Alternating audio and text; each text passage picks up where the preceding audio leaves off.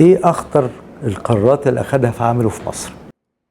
مش قادر يوصف ايه القرار الخطير اللي اتاخد، لكن هو بالنسبة له القرار الخطير هو قرار الجريء.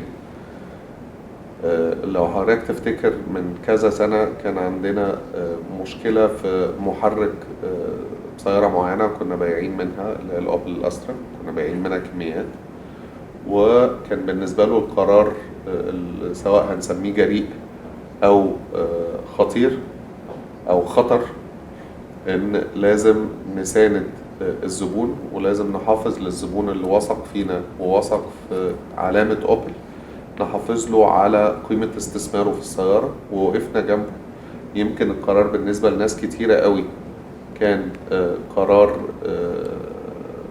مش حكيم، بس ده بالنسبة لنا لأ، هو كان قرار جريء وقرار حكيم، وتسبب القرار ده إن إحنا كسبنا أكتر ثقة العملاء في منصور وثقة العملاء في براند أوبل.